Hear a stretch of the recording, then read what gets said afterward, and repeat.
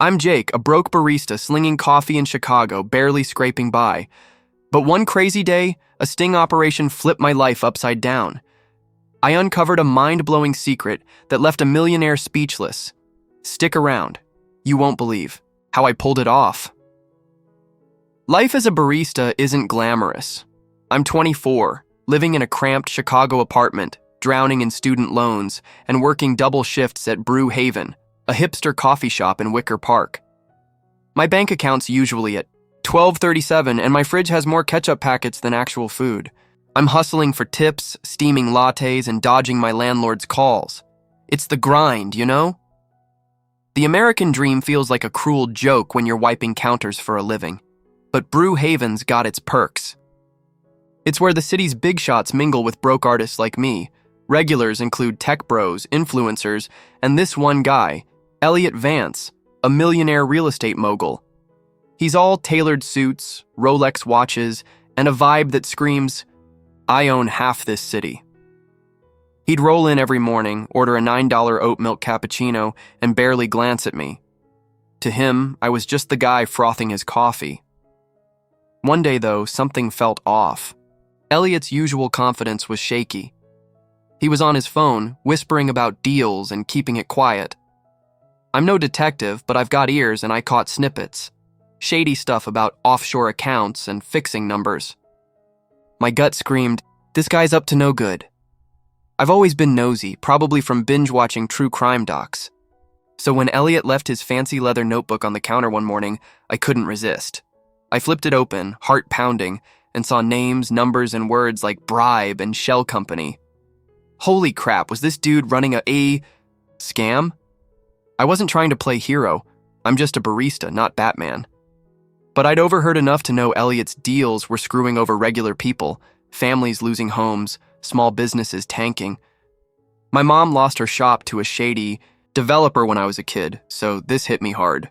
I had to do something. But how does a nobody like me take on a millionaire? I was freaked out. Would you have kept digging or just walked away? I couldn't let it go. That notebook was my golden ticket, but also a ticking time bomb. I snapped. Photos of the pages with my phone, hands shaking like I was in a heist movie. Every time the shop's bell jingled, I jumped, thinking Elliot was back to catch me. I stashed the notebook under the counter, planning to return it before he noticed. But my brain was racing. What's my next move? That night, I pored over the photos. The notebook listed investors and payments, with dates and amounts that didn't add up. I'm no accountant, but I've seen enough Ozark to know this screamed money laundering. One name kept popping up, Riverside Project. I Googled it, some massive condo development Elliot was spearheading, displacing low-income tenants. My blood boiled. This wasn't just shady, it was evil. Needed proof, not just suspicions. So, I started playing spy at work. I'd eavesdrop on Elliot's calls, pretending to mop the floor. He'd talk in code, but I caught enough. Move the funds. Keep the feds out. Each shift, I gathered more. Photos of his receipts, timestamps of his visits. I even sweet-talked a regular, a tech guy, into helping me trace an email address from the notebook. It led to a shell company in the Caymans. Jackpot. But the deeper I dug, the riskier it got. One day, Elliot's assistant, a guy with a permanent scowl, lingered at the shop watching me. My heart was in my throat. Did they know I had the notebook? I started messing up orders, spilling espresso everywhere. My coworker, Mia, noticed I was a wreck. Jake, you okay? You look like you saw a ghost. I brushed it off, but I was paranoid. What if Elliot had connections? Could he make me disappear? Debated going to the cops, but I had no clout. Who'd believe a barista over a millionaire? Plus, I was scared. My rent was overdue, my car was on its last leg, and now I was playing detective against a guy who could buy and sell me. But every time I thought about quitting, I remembered my mom's face when we lost her shop. I had to keep going, for her, for those tenants, for every underdog getting crushed by guys like Elliot. So I set up the sting. I contacted a local reporter, Sarah, who'd been sniffing around Elliot's deals. I slid her the notebook photos anonymously, but she wanted a face to face. We met at a dive bar and I spilled everything. She was floored. Jake, this could be huge, but you're in deep. Elliot's got lawyers scarier than sharks. She agreed to help, but only if I confronted Elliot on record. My stomach dropped. Confront him? Me? A broke barista? But I was too far in to back out. The plan was set. Sarah wired me with a hidden mic, and I'd confront Elliot at Brew Haven during his morning coffee run. My hands were clammy as I steamed his cappuccino. When he walked in, all smug in his $2,000 suit, my heart stopped. This was it. Elliot, I said, sliding his coffee across the counter. We need to talk about the Riverside project. His eyes narrowed, but I kept going.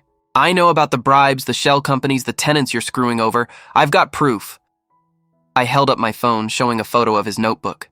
His face went white, like he'd seen a ghost. You're bluffing, he hissed. But his voice cracked. I leaned in, voice steady despite my pounding heart. The feds have the notebook photos. Sarah Klein from Channel 7's got it all. You're done. The shop went dead quiet. Customers were staring. Elliot tried to laugh it off, but I saw panic in his eyes. You're just a barista, he spat. You think you can touch me? That's when I dropped the mind-blowing secret. I'm not just a barista. My mom's shop was destroyed by guys like you. This is personal. His jaw dropped. He didn't know I was the son of Maria Delgado, whose business he'd helped tank years ago. The mic caught every word, every stutter. He stormed out, but the damage was done. That confrontation changed everything. Sarah's story aired, and Elliot's empire started crumbling. The feds raided his offices, and the Riverside project got halted. Tenants got to stay in their homes. Me? I got a job offer from Sarah's newsroom. Turns out they need folks with guts. I'm still broke, but I'm not invisible anymore. I fought for the little guy and won. That's the American dream, right? Taking on the big dogs and coming out on top. This whole thing was nuts. Would you have risked it all like I did? Drop a comment and let me know. If you love this insane sting, hit that like button, share with your friends, and subscribe for more wild stories. Let's keep the underdog spirit alive.